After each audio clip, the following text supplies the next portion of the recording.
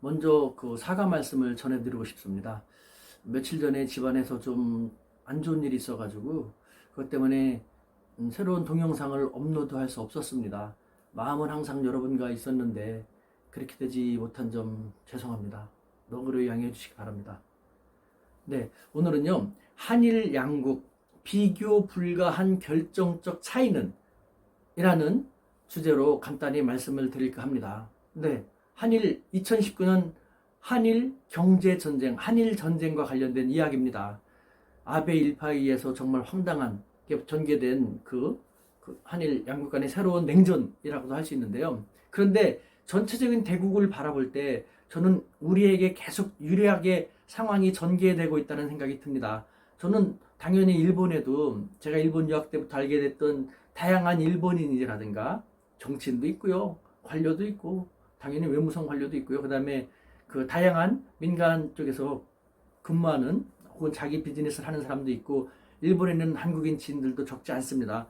그분들과 긴밀하게 연락을 하면서 일본 상황을 계속해서 예의주시하고 있습니다. 그런 속에서 알게 된 것을 보면요, 아베에 대한 비난이 계속해서 드러나기 시작했죠. 일본인들 겉으로 잘 드러내지 않지 않습니까? 하지만 불만을 직접적으로 드러내기 시작했고, 지난번에도 그래도 말씀드린 것처럼 도쿄에서도 집회가 총리 관저에서도 일어났다고 했지 않습니까? 그 집회를 기획했던 사람들이, 일본인이 하는 말은 한일의 잘못된 역사 일본인들이 제대로 알아야지 아베 일파가 더 이상 이렇게 경고망동을 하기 쉽지 않을 것이다. 일본인들한테 한일의 실제 상황을 잘 알려줘야겠다라는 취지에서 나왔다고 했거든요. 그런데 얼마 전에는 또 오사카, 일본 제2의 도시인 그곳에서도 집회가 일어났지 않습니까?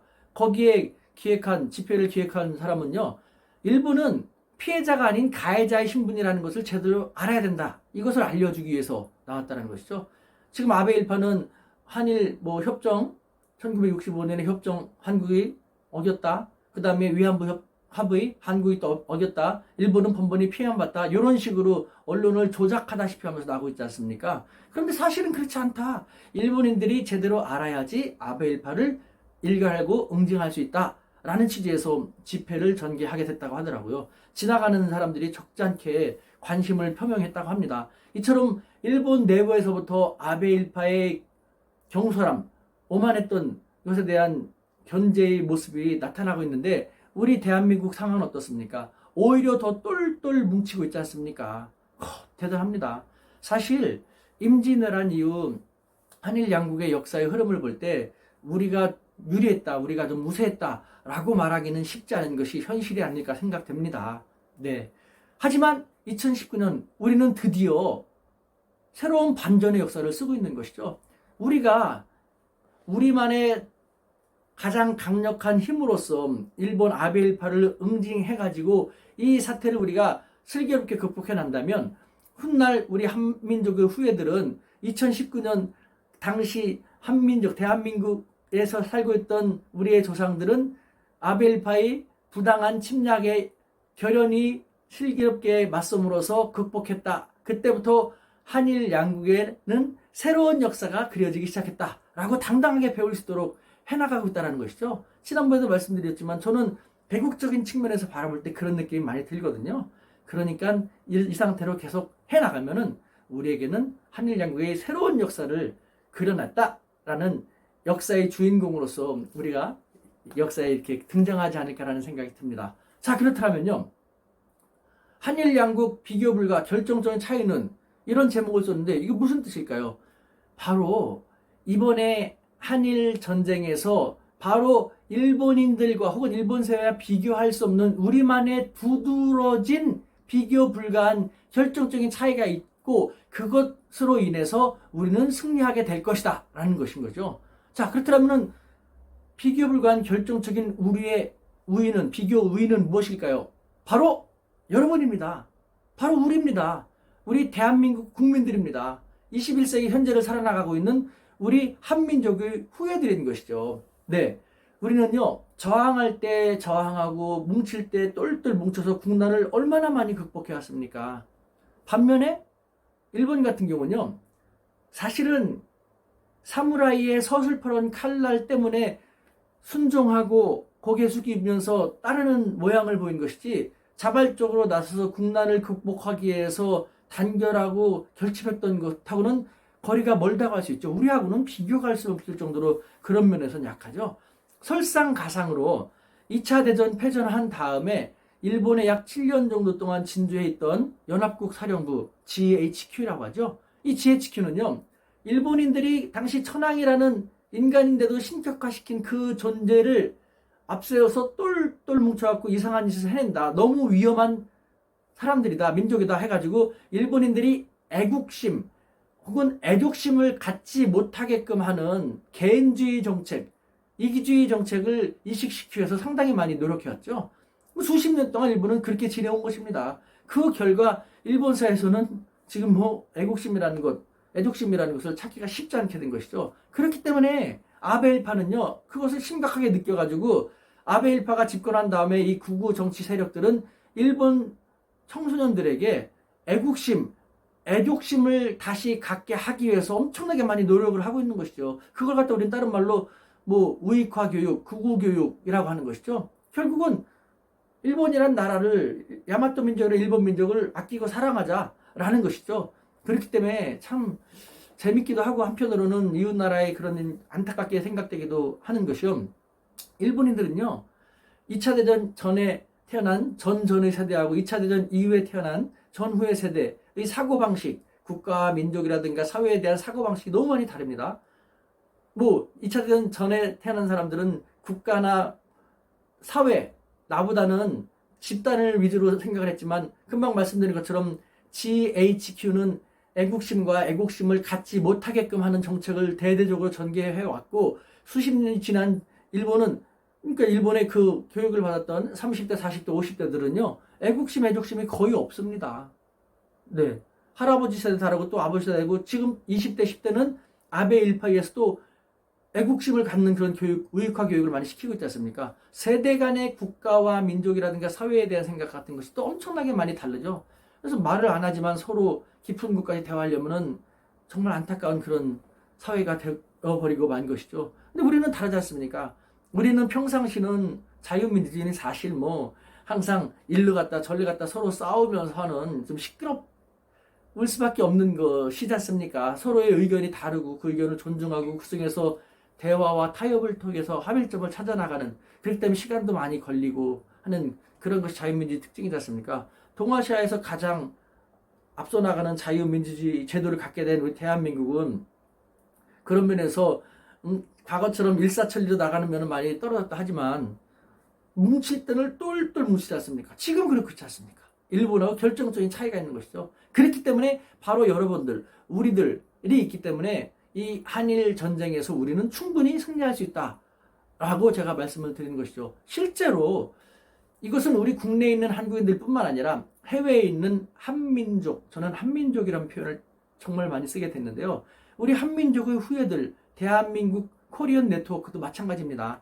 실제로 우리 구독자분들이 이 한일 전쟁을 바라보면서 많은 고견을 들려주셨는데요. 관련된 것 몇 가지만 소개한다면요. 전 정말 감동 먹었습니다. 미국에서 20년 이상 살고 계시는 분이라는데요. 당신은 이 일본과의 만약의 사태를 대비해서 군화하고 군복을 준비하겠다라고 말씀하십니다. 그러면서 들려주신 것이 지난번에 있었던 중동전쟁에서 미국에 살고 있던 이스라엘 사람들은 주저없이 조국을 구하기 위해서 달려나가겠다고 많이 참전했다고 합니다. 반면에 중동 지역 출신 사람들은 꼬리를 빼고 나타나질 않았다고 하거든요. 결과는 어떻습니까? 이스라엘이 압승을 거뒀고, 이스라엘은 다른 나라, 조그만 나라지만 다른 나라들이 결코 함부로 생각하지 못하는 그런 나라로서의 국격을 한층 더 강화시킬 수 있었지 않습니까? 마찬가지로 우리 대한민국 한민족의 후예는 전 세계 약 700만 명 정도가 존재합니다.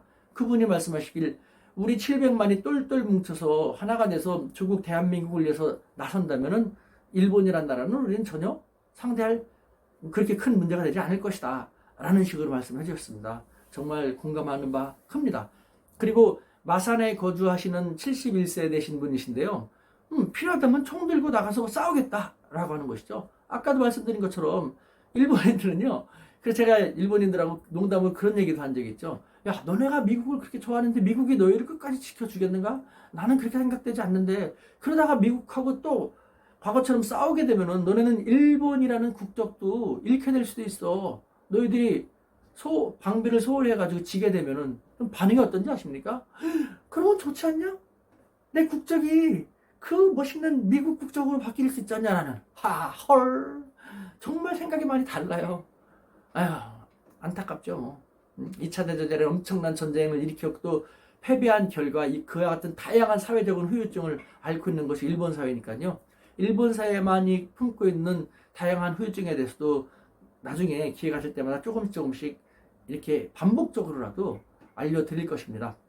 그 다음에 87년도 전두환 당시 군복무를 했다는 한 분은요, 나는 슬리퍼를 신고라도 출전을 하겠다.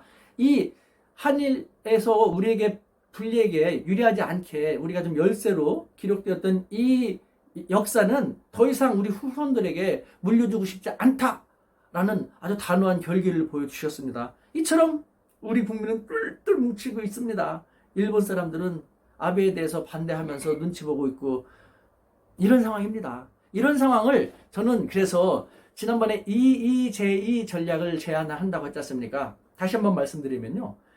일본 사회 일본인들이 아베 일파의 황당함에 스스로 맞서서 야, 너희들 때문에 우리 일본이라는 국격이 계속 떨어지고 있다. 품격이 떨어지고 있다. 이미지가 다운되고 있다. 더 이상 그렇게 하지 마.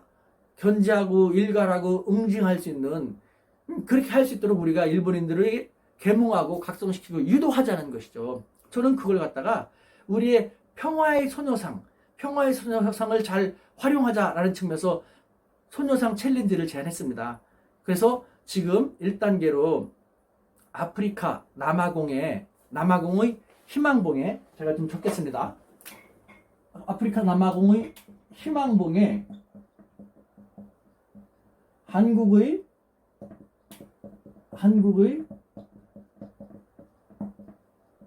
평화의 소녀상을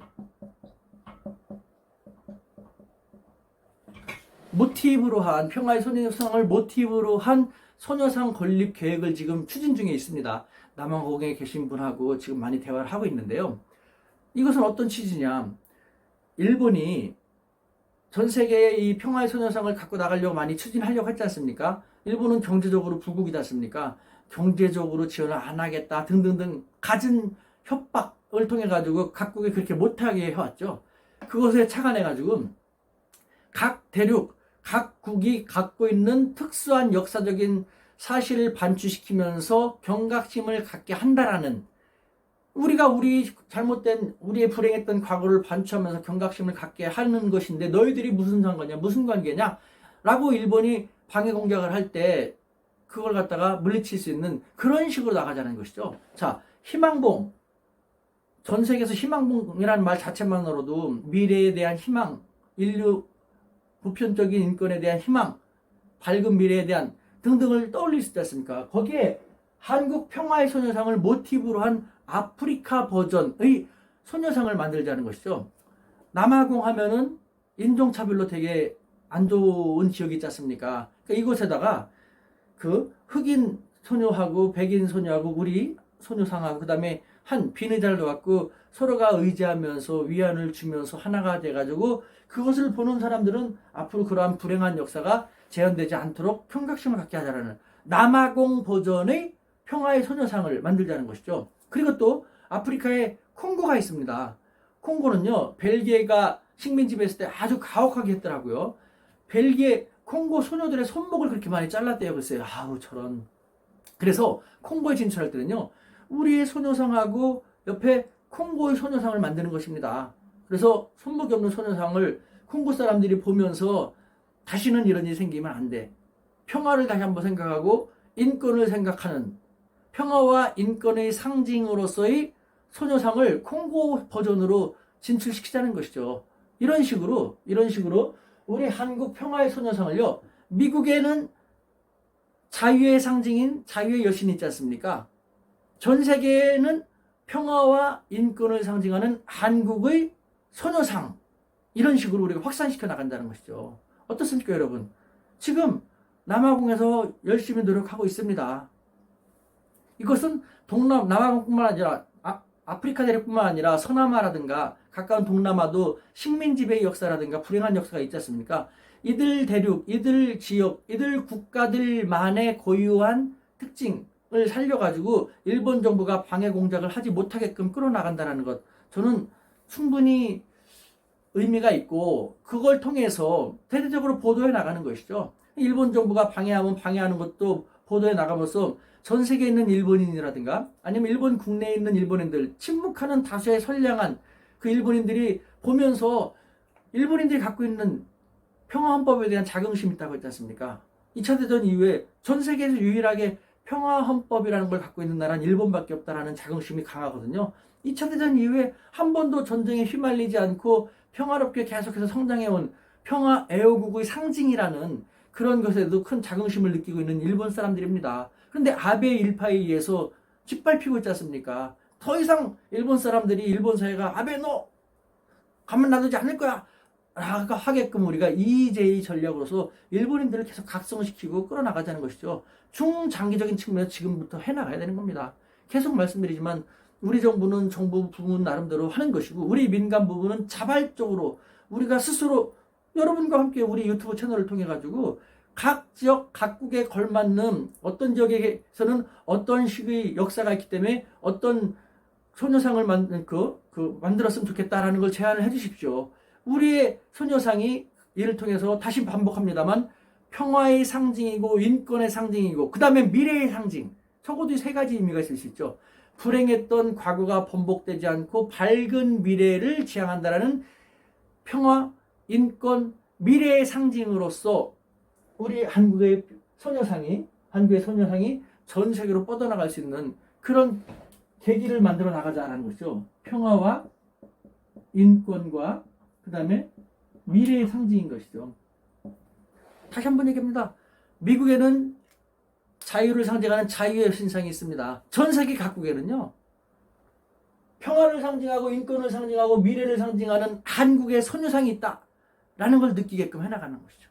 우리가 이런 식으로 멋있는, 이것은 비단 한일 관계, 이 양국 관계 역사뿐만 아니지 않습니까? 전 세계 인류 보편적으로 통할 수 있는, 보편적으로 지향하는 대세적인 그러한 상징을 지니고 있는 것이지 않습니까? 그런 역사를 우리 함께 만들어 나갑시다. 여러분들 우리 충분히 할 수 있지 않습니까? 우리 한민족 DNA 대동단결함으로써 우리가 성숙하게, 이것이 뭐 폭력적인 방법을 쓰는 것도 아니지 않습니까? 해나갈 수 있겠지 않습니까?